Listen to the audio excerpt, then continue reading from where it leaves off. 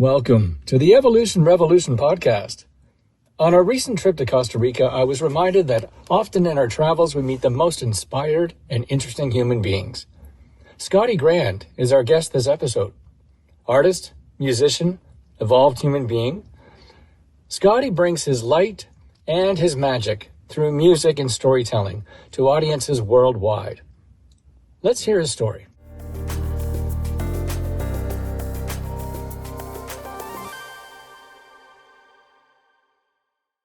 Well, Scotty, it's so great to have you here and to even have the blessing of being in Costa Rica and finding more sacred humans to explore with and learn from and share light. Thank you for having me, Mark. Thank you. A blessing. Thank you. Me.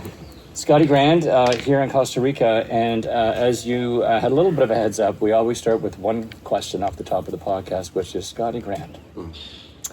At this time, at this place, at this moment of your evolution, what is your message to the world? First of all, I love that question. I think it's very poignant that you ask it. My message to the world would be, there's purpose in your pain.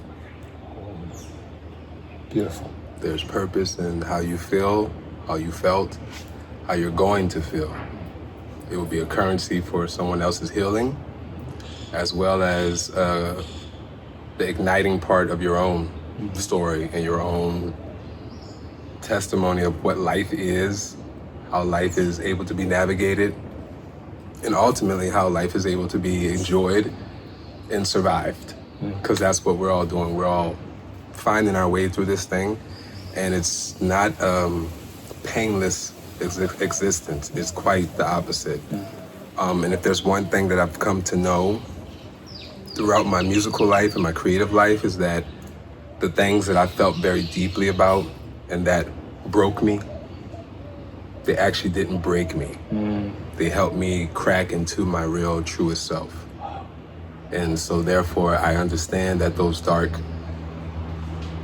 nights of the soul had purpose with who and what I'm able to create and represent now the possibility of what happens when you process your pain in a beautiful, healthy way. Even when it's not healthy, it's part of being human. Well said. You know? We'll also honor our lovely four-leggeds that are here, and from time to time we'll say hello. Scotty, I love that, and so many questions come from that, which is the idea around what is it about some humans, and I certainly want to go through your timeline, your journey to find out how you got to this message you've just shared. But what is it, I'm always curious about some people that find something in them to get through those moments of challenge and to come out the other side a more evolved or higher version of themselves. What is it inside of us that gives us that mojo? I think it's the license that we have as humans to climb, to be better, to learn from the past, to process it, incorporate whatever we've gone through. I mean, talking about pain from when we're born, it's not a easy process for the person who's doing the birthing. It is quite the opposite. It's messy and bloody, and even for the baby to come out and have to fight for that first breath in a new existence, a new atmosphere, it's a struggle in life. While we're growing and finding out who we are and who we aren't, which is a big process, it's a lot of stumbling, a lot of crumbling, a lot of rebuilding yourself, retraining yourself, unlearning things that may have been taught to you as a child. And so I think it's all of our license. We all have an innate human license to better ourselves. We all have the innate right to look and say, yeah, but tomorrow. Yeah, but again. You know what I mean? Yeah, but maybe I can try harder. I can be more present with who I know I can be now. Potential. You know what I mean? Potential. Yeah. And so there's a trajectory to that. There's a story that feels inspiring with that we all have the ability to do something different and show up better. And it's our license, it's our right, our God-given right to be able to turn the leaf, turn the page on ourselves. You know? Beautiful. Yeah. These are nuggets every one of us can carry each and every day moving forward, so thank you for that. So many questions about your journey. You have a voice literally in the world. You have a magic that you have chosen or been guided to share with a community that expands countries and borders and cultures. Your early days, Scotty. New Orleans is a place of magic. We know this. And this is where you come from. Yes. Can you tell me a little bit about life coming from those early New Orleans days, how that has shaped you? Well, New Orleans, like you said, it's pure magic. It is pure essence of a people who have survived, like we talk about, but who not only survived, but have found a way to incorporate joy and thriving into that survival.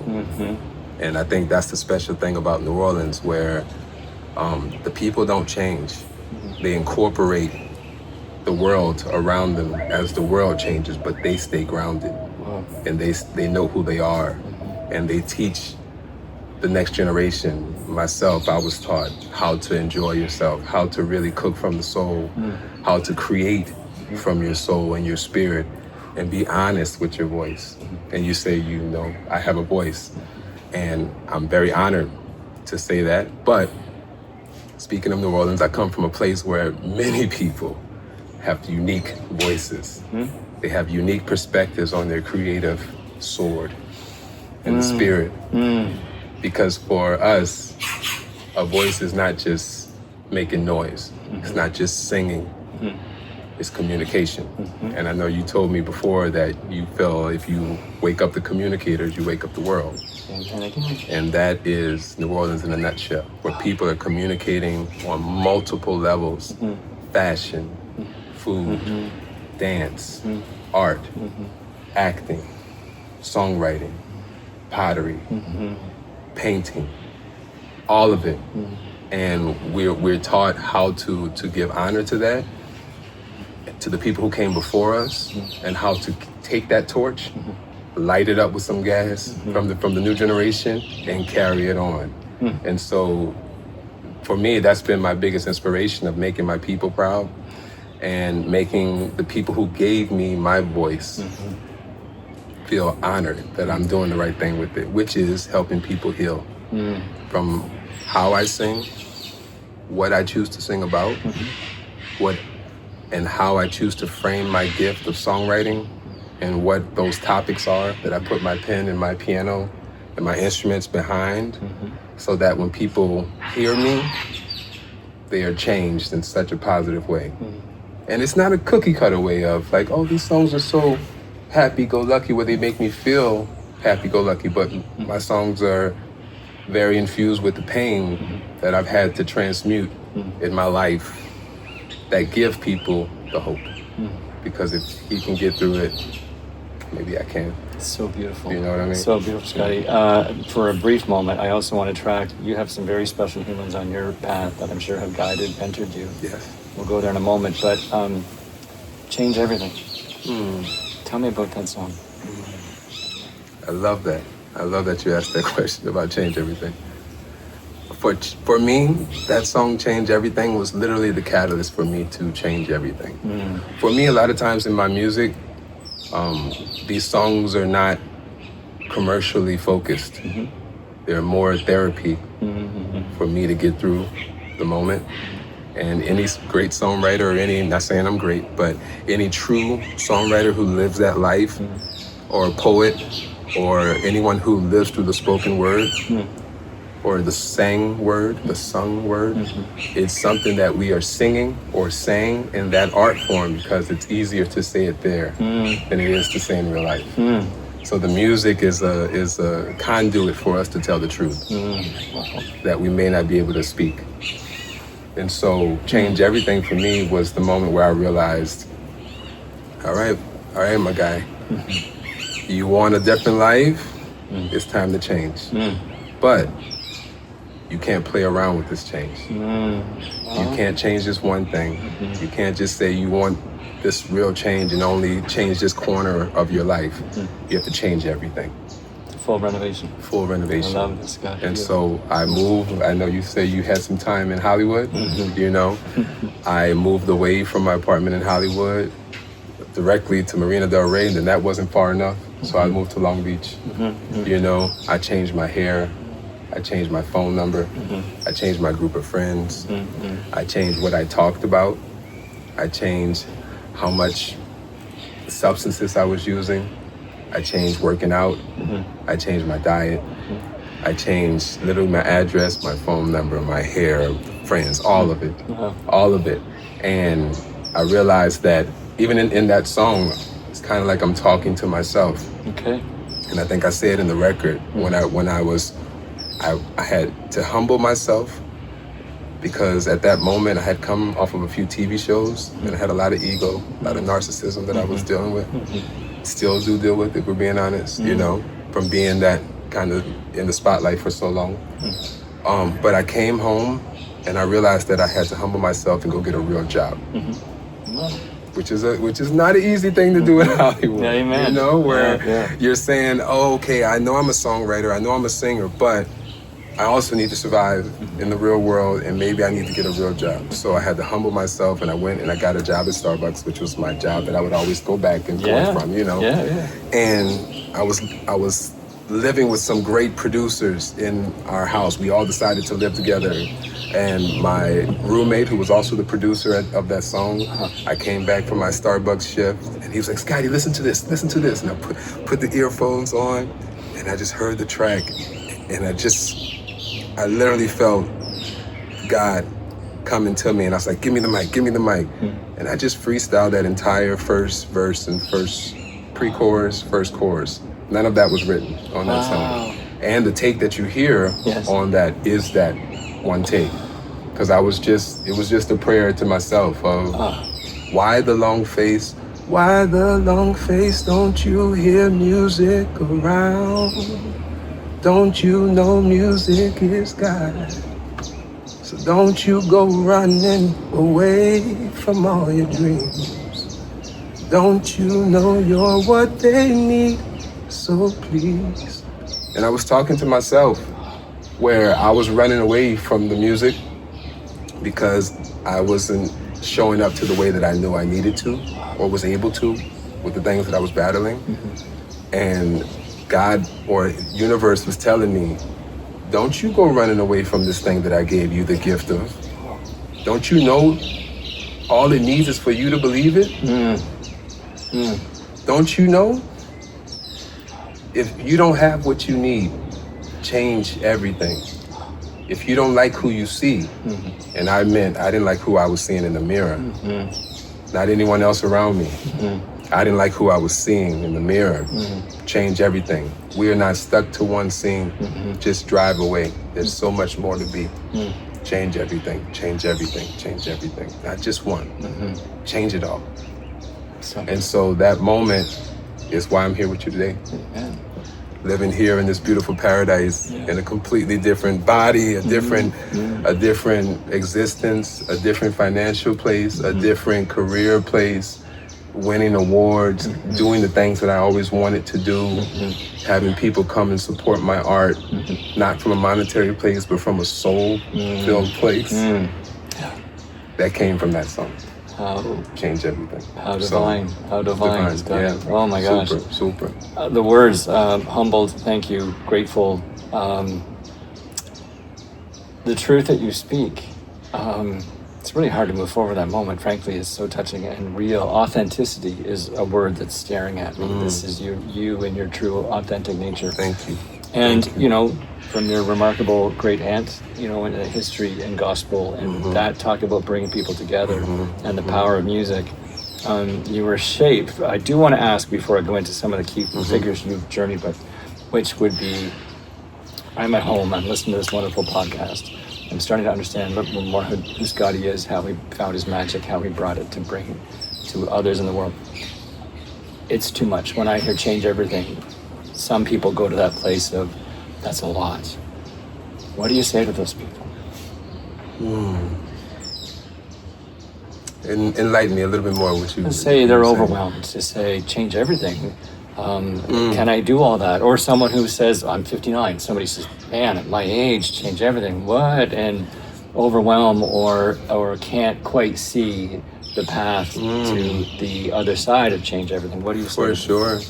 I would say that, I think I would say two things. You'd be so surprised how many lives you can live in this short life that we have if you just decide to throw it all to the wind and say, I'm going to change it all. Not just one thing, but also if you can't do that, if you can't see that vision for yourself, change one thing. Change one thing.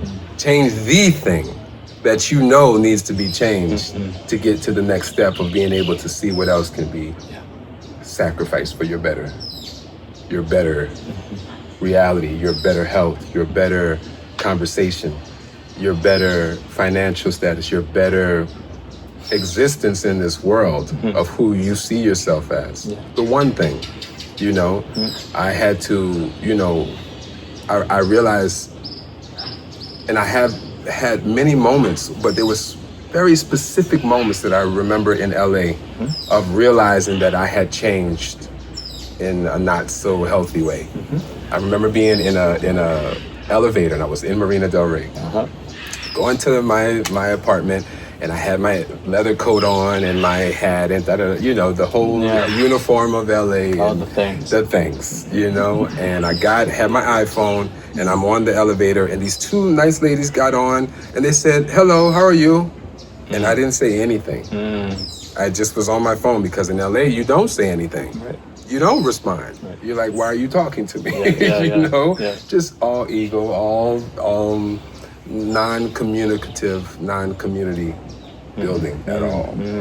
And so I got up to my third floor, and they got off a level before, and I got up to my apartment, and then the door opened, and then I just had like this vision of like, what are you doing? You were not raised like that. And I was like, oh wow, I'm from New Orleans. When people ask you how you doing, you're supposed to say something. You're supposed to say, oh, I'm good, how are you? Or I'm fine, thank you, something. Yeah. Scotty, coming back around, the people you want to thank. I know there's some very special humans on your journey. Who would those be? Well, I would have to say that one of the biggest influences and thanks that I have to give would be to my lineage, to the people who I feel gave me my voice. As you know, my aunt is who they call the queen of gospel music, Queen Mahalia Jackson, and I have felt her in my bones and in my spirit and in my rooms since I was very, very young, guiding me on what to do with my voice and how to make that pain have the purpose. Amazing. And so, just the people that have really supported me and nurtured me along the way and been benefactors emotionally, financially, support-wise, just a shoulder to talk to and lean on when things were rough as an artist. And so, I'm here today because of the people that I stand on. Beautiful. We'll do a slight adjustment here. We'll keep going. Where does one go from here? We're in the beauty of Costa Rica. People come here. It's a blue zone. We've talked about some of the magic that's here, the lineage, the ancestors. I mean, this planet offers so many opportunities to grow.